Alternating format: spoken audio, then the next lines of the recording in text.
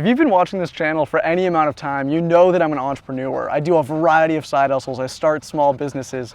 But what you probably don't know is that my very first business venture was actually Strollin' with Nolan dog walking over 10 years ago. Now, 10 years later, I'm returning to my roots and I'm trying the Rover side hustle, which has been blowing up recently. In this video, I'm going to tell you about my first experience pet sitting and give you my full review.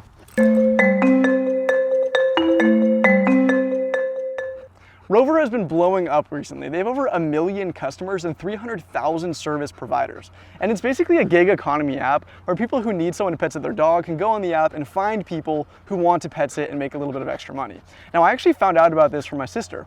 She lives in Atlanta and she works remotely, and she started using Rover and she just started working remotely from other people's houses. So she was getting paid by her job while she was getting paid to pet sit in other people's houses. And the way she described it to me, it basically sounded like passive income, which is when I decided to get into it as well. Now, it really starts with creating an account.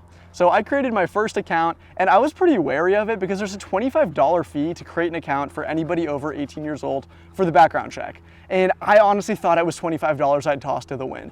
Now, it took me over 30 minutes to create a profile, and I would definitely offer some advice there. When you're creating a profile, you want it to stand out, and you just basically want to communicate trust to potential customers. You really want them to know that they're going to be in good hands if they have you living in their house for over a week.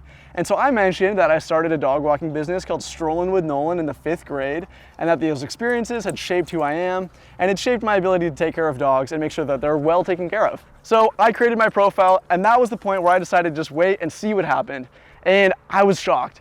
I definitely think there's a lack of supply in terms of pet sitters on this app at the moment, because I created my profile and I got over 7 inquiries within my first 2 weeks on the app.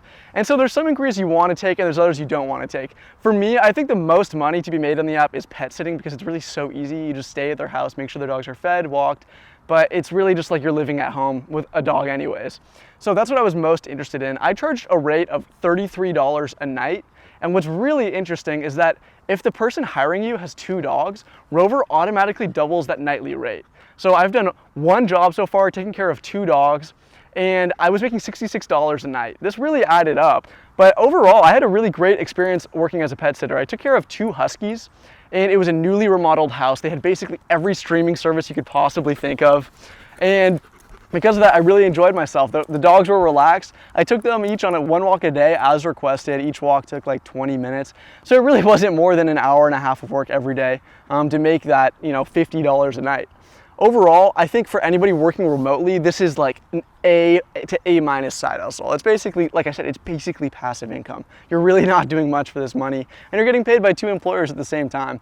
Now, if you're not working remotely, I think this rapidly drops in efficacy. I think it becomes more of like a C plus B minus side hustle because you're gonna have to be driving so much to go to work, to go to this person's house. If you forget things at your house, you need to pick up food. That's where it just becomes a lot of work and mostly just a hassle, which may not be worth it for a lot of people. And what's probably most important to know, and if there's one thing you get from this video, is that Rover uses an algorithm. That algorithm is very important, and there's a variety of things that go into their calculations. One of those is how many photos you send to the customer while you're taking care of their pets. Another is how regularly you update your calendar. Another is how quickly you respond to inquiries. These things matter. If you're gonna fall short in any one of these, it's gonna affect how many bookings you get. And this is scalable. There's people who make over $10,000 a year pet sitting, and you could even grow this into a small business outside of the app if you really stuck with it.